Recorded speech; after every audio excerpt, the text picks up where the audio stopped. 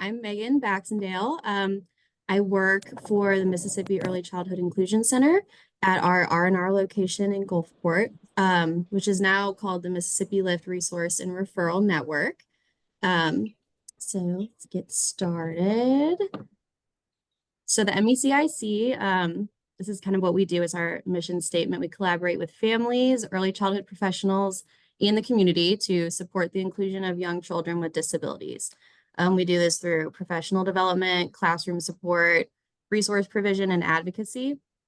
And we're grounded in data-driven decision-making that promotes high-quality early childhood inclusion within Mississippi's quality support system. So what's the difference between the MECIC and the Mississippi Lift Resource and Referral Network?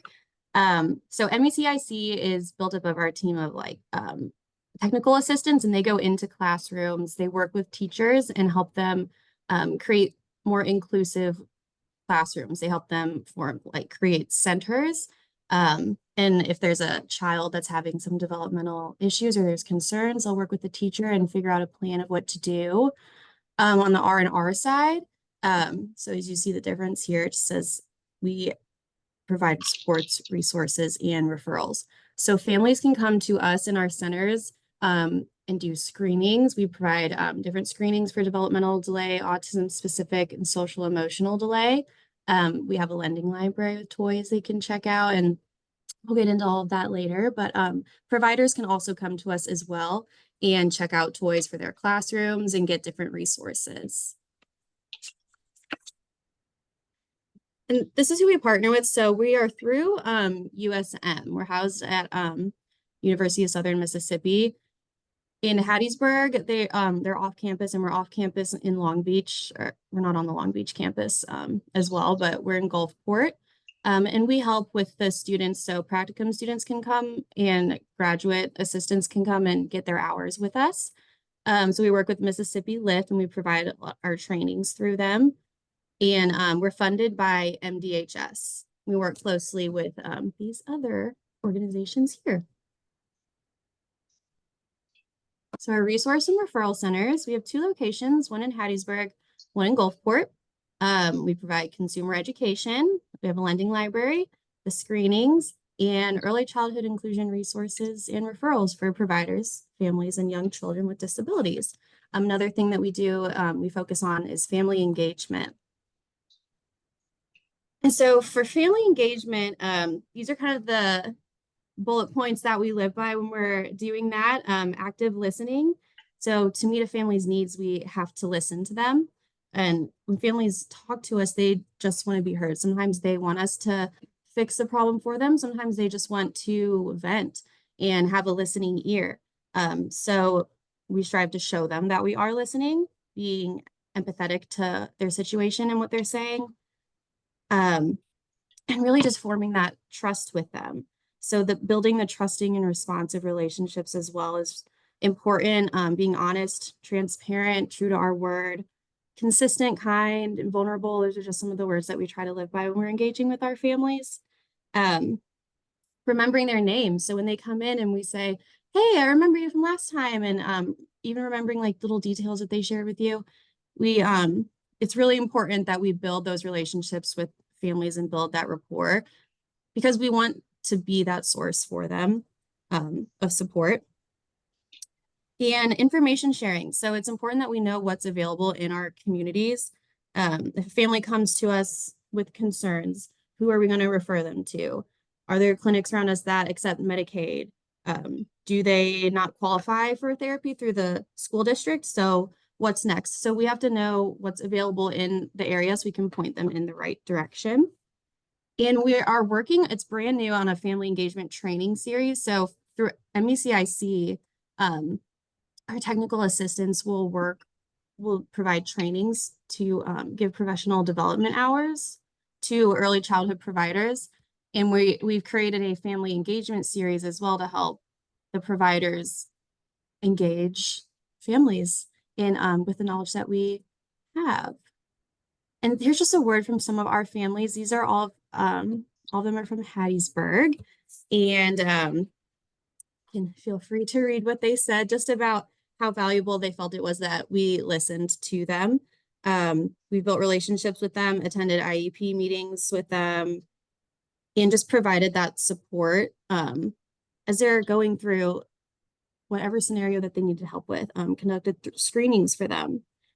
So yeah, they're just some nice little testimonies that they said.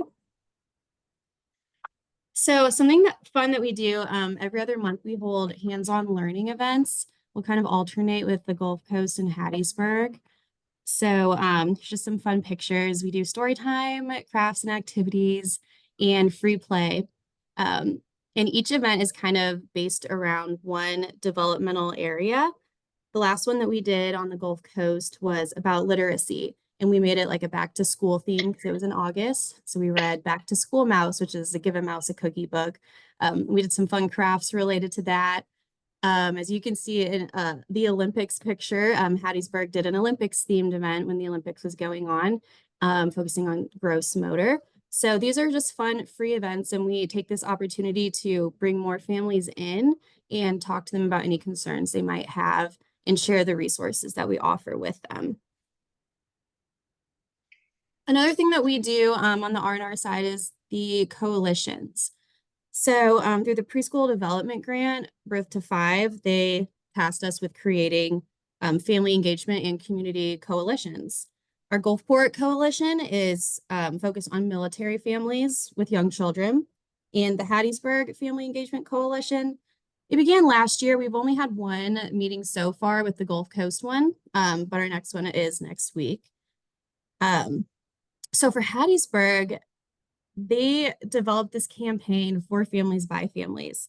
In the next few slides, I'll show you the campaigns that they developed.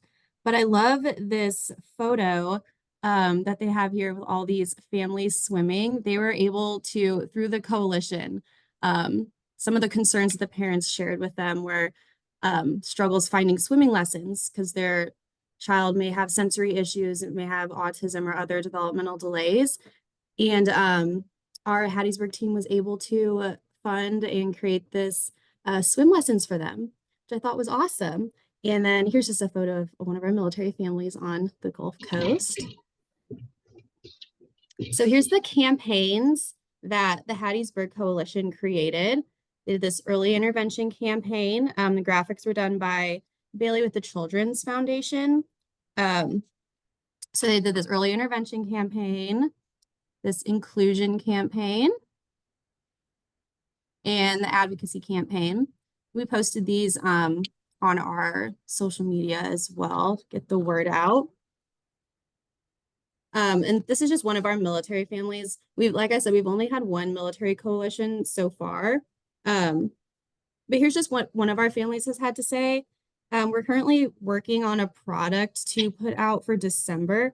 We're just going to brainstorm at the next meeting. It could be a flyer about the R&R network for the military families, information to share with other R&Rs about the needs of military families, like types of materials that they'd be interested in, activities and resources that they need. But with such a large military population on the Gulf Coast, we have found that they really value having this free resource. And you're new in town and you don't know many things in the area, many people in the area. It's been nice for some of them to connect with each other as well. And especially for children with disabilities, being able to provide that resource for them. Just another one of our families.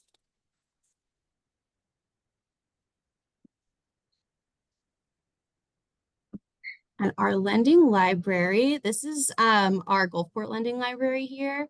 We have disability awareness books, social emotional games, puzzles, books, games, adaptive seating. So we'll have wiggle seats that kids can use in classrooms. Maybe if they have ADHD or something, they have trouble sitting still, quote unquote, they can put that on their chair and kind of sit on top of it and wiggle back and forth.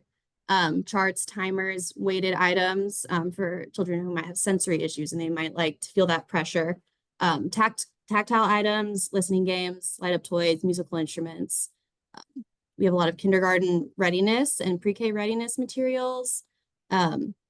And all of this is free. And so we tell our families they can come in and check out up to 5 items at a time and keep for 2 weeks. But we always let them, if they have extra needs, they can check out more, keep them for longer if they need to.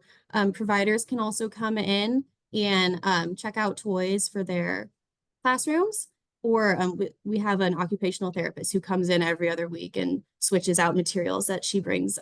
She has like her own small business, and so she does that there. And we have a mom who owns her own Montessori school, and she uses a lot of our materials as well. And so it's fun getting to show them around. And the kids, when they walk in there, it's like they just stumbled across something amazing. They're like, whoa! So that's always fun.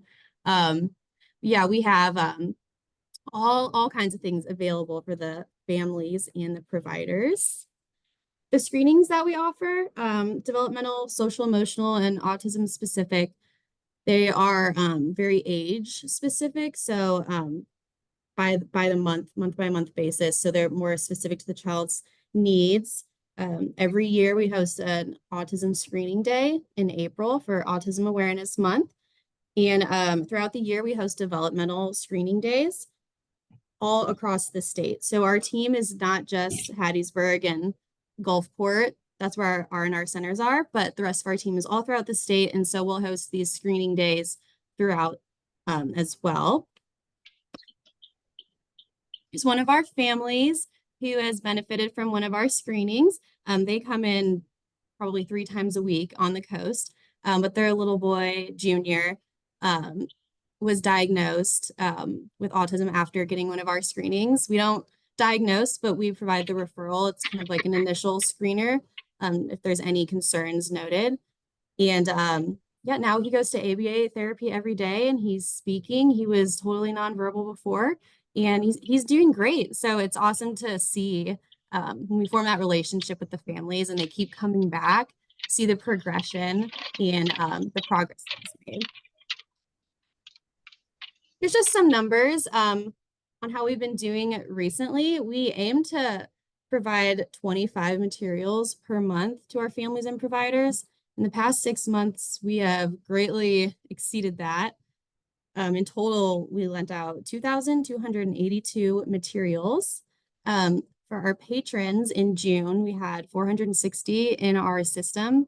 And as of August, we had 858. So especially down in Gulfport, we're really trying to grow and broaden our reach. We find that many people don't know about us on the coast. So it's been great to see how the events and the coalitions and things like that have brought in more families. And finally, this is a link to our Facebook. You can scan that. It'll take us to our Facebook page. It's brand new. We just created it a few months ago. And yeah, just some more contact information for you. And that is all.